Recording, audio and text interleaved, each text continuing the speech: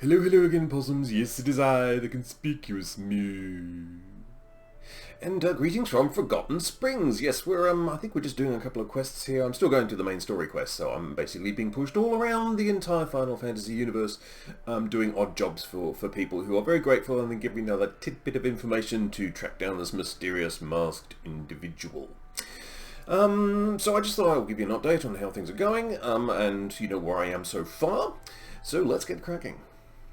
So, last time we were there, I think I decided, I wasn't going to go with a Marauder, Warrior, I was going to go more Paladin. Now, it does turn out that my hatred of Paladins crosses all realms, and yeah, that didn't really work out for me. I mean, there's still 30, and because of the nature of Final Fantasy, you can just switch back to it whenever you want, but I don't want right now, so that wasn't really working out. And then I got the White Mage up to 30, and once again, that was pretty good. I'm not the world's best healer, I'm not even Eorzea's best healer, I'm not even my own house's best healer. So, I was making lots of mistakes and stuff, and it seems nice enough, but I just fancied something a little bit different. So, I tried out some other classes. Now, the one I had least success was Arcanist. It's a pet class, I think Warlocky, but with Pikachus. And my Pikachu was fine. It's just, whenever they did an attack and they were helping out, they would help me out by pulling more mobs, basically. I'm not really a pet class person, so it wasn't really working for me.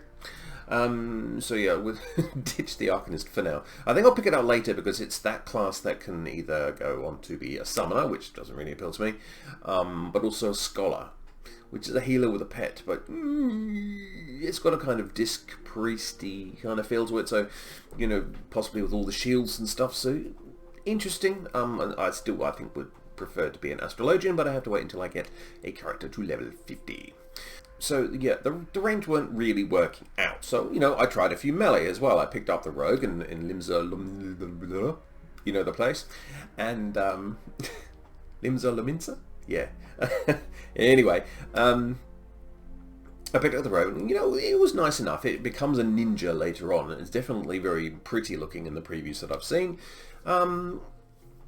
It looked nice. I just wasn't quite sure about the way that it played. So, I went back to Ulder and I picked up the Pugilist again. Now, I'd abandoned this at level 8 because it is a pretty dreary introduction. It has to be said, it's not particularly interesting. But, I stuck with it this time, and now I have another monk on a tiny character. Does this sound familiar to anyone who's watched the channel before? Yeah, so I've gone from a gnome monk to a Lalafell monk. And, this is very, very different territory. They are not really in any way related to each other in terms of the way that they play.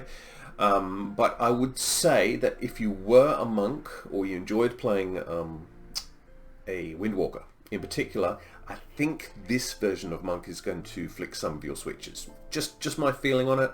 I did quite a lot of windwalking, in the short time I was in Shadowlands, and so I kind of like that, and I'm kind of getting the same feels here, but better. I think it's also safe to say that at this point, you get quests every 5 levels, right? So, you pick up Pugilist and you go to level 1, you put your things on, you have no clothes on, you get clothed.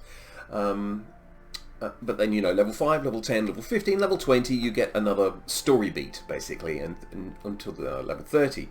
And I have to say that the Pugilist one, and Pugilists become monks, and monks becomes the job at level 30, that was the funniest one. I love the Guildmaster in this. I'm not going to spoil it for you, but it was just brilliant the way that they did it. Yeah, that was very, very good. So yes, I mean, after all that, after, agonizing over, which tank I'm going to pick, I'm not going to go with the tank, and I'm not going to go with the healer. For now, I'm going to go with the DPS, and I'm going to go with the monk because it's the one that I'm enjoying the most, and that's the reason we play these games.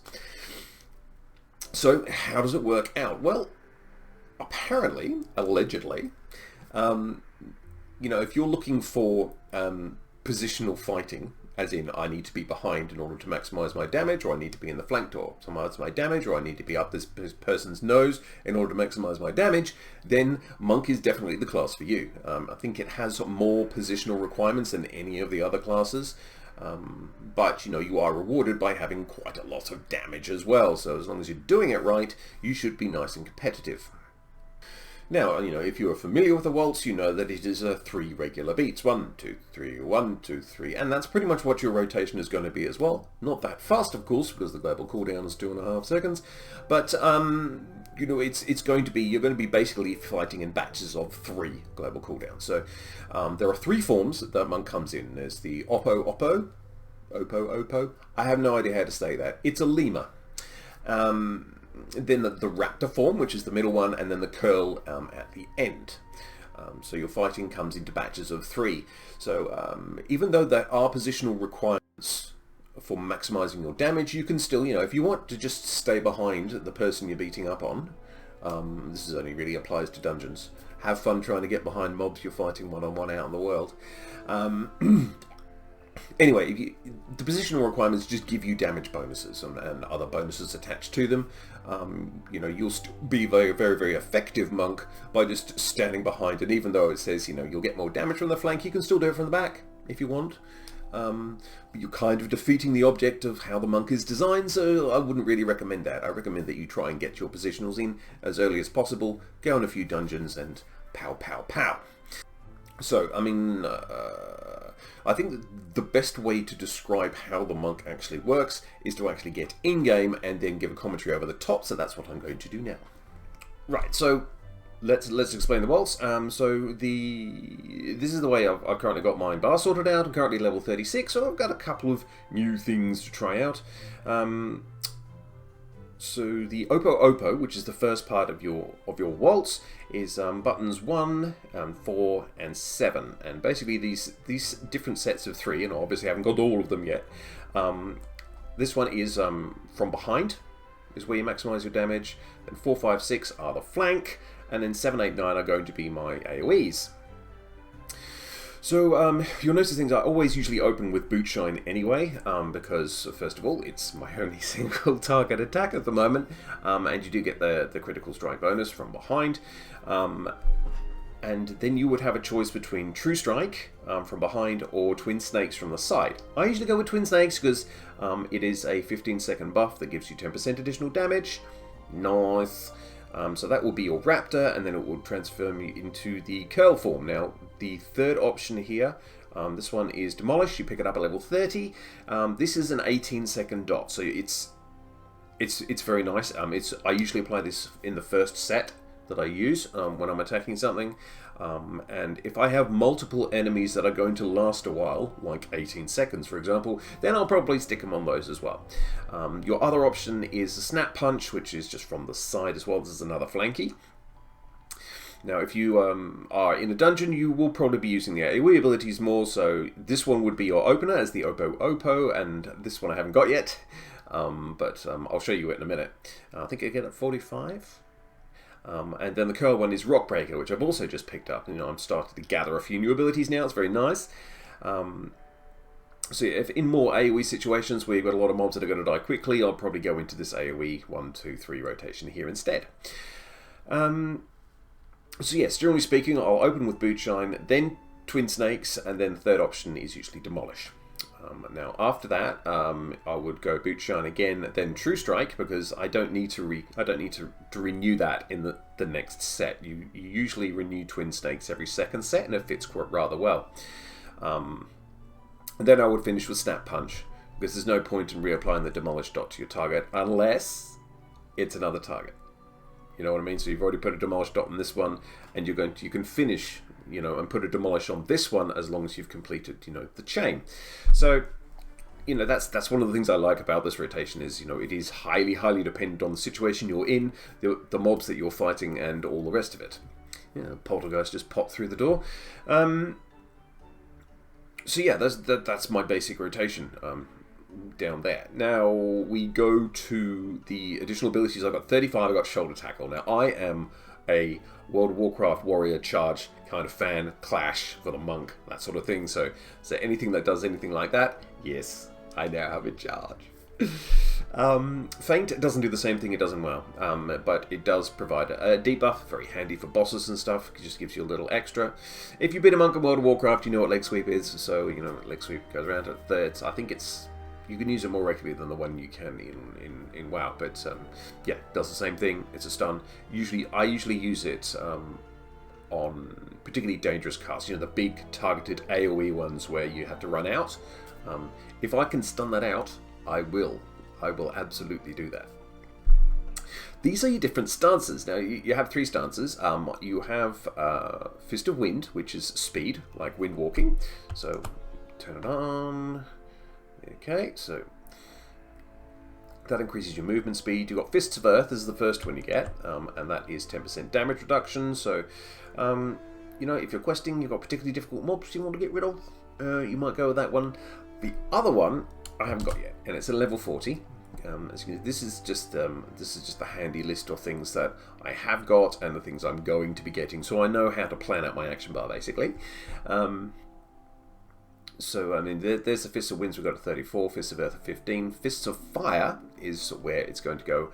It's going to go there, C7, and that is increased damage dealt by 5%. All the guides on Monk that I've seen so far say just stay in fire. And you know, I think that is excellent and very sound advice from people who know the class a lot better than I do. I would argue perhaps for wind if you're in a city or something, because you can't mount in there, so you know, a little bit of extra movement speed never hurts. The other thing I'm looking forward to, 4-Point Fury, that is going to go in at 8, because that is the middle one of these AoE abilities. So, you know, it's fairly straightforward if you're in a dungeon like that. I mean, I might... Yeah, it's difficult because you still want to be keeping up Twin Snakes, and you'll still want to be keeping Demolish on as many mobs as possible. So, you know, your AoE rotation might change slightly, but, you know, you'll have your great triumvirate of AoE abilities anyway there, so that's very nice too. So, yeah, I mean, at the moment I think I should probably just default to Wind. But, yeah, I'm going to be using Fists of Fire a lot more as well.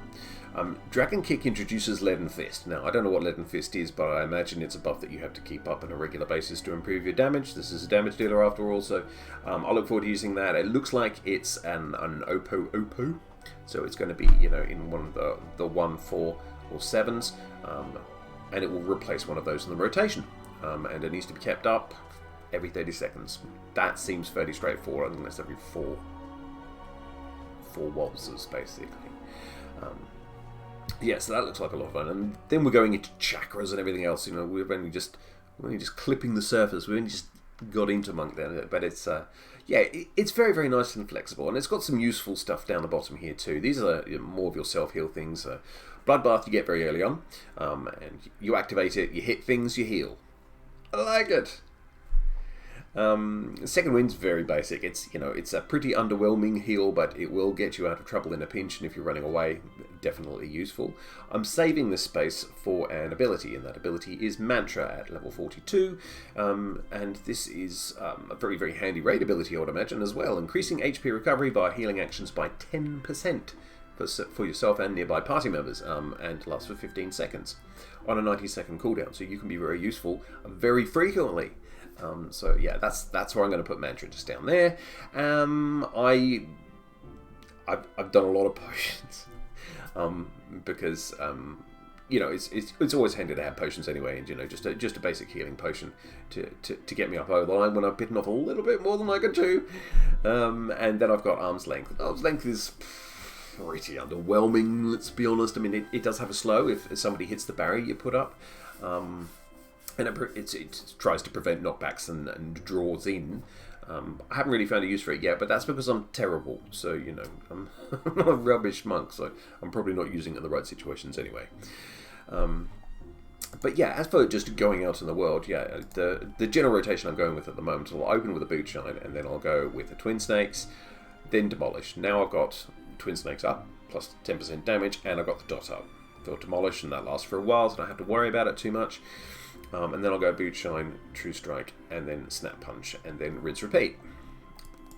We'll see how this goes out here. There'll be a couple of sandworms, so I just can't wait to meet me, I'm sure. Yeah, I got my mount. Ta-da! I got my little chicken, my chocobo. Yeah, there's a couple. So yeah, it's a part of the twin adder company. It's the only mount I've got. It's the only mount I really need right now. It's great. We'll get off and say hi to this individual. We might debuff him first. And yeah, so you see the arrow pointing down there. That is the way he's facing. Useful information to have for, you know, just your positional stuff. So, you know, it's worth taking note of. Of course, it is much more difficult to get all of this stuff right, unless they're doing a long cast and you can get comfortably behind them. But, you know, at the moment, it usually seems to be about 2. So that's twin strikes, put a demolish up. Black up a bit. Hit you in the face. I hit you in the face. It's behind, and this one should be from the flank, and that should just about finish him off. And there he is. You regret the day you crossed the conspicuous moo. Yes, so there you have it. You know, after a large amount of time invested in getting every one of the crafting professions up to 30. I'm a weirdo. What can I say? I really am enjoying the monk. So I'm going straight for the main story quest now, and I'm doing all the dungeons as you would have seen in the earlier footage. And you know, my rotation is absolutely dreadful, and everyone's so nice and polite because they see that little sprouting thing, and you know they are there to help you out. And I haven't had a bad experience in a dungeon yet. I'm sure there's one to come. I'm sure there are bell-ends on this game, but you know, there seem to be not a lot of them knocking around at the moment anyway, so that's also really, really nice. Anyway, there you go. That's me so far, touching base. I will keep you updated on my Final Fantasy progress, of course, and I'll be back with other videos probably involving something Blizzard Entertainment has done again. Oh goodness, what a mess that's been. Hopefully they're taking the weekend off. Oh, there's such a cluster. Anyway, yes. So I will see you next time, but until then, I am the Conspicuous Moo, and a very, very good evening to you.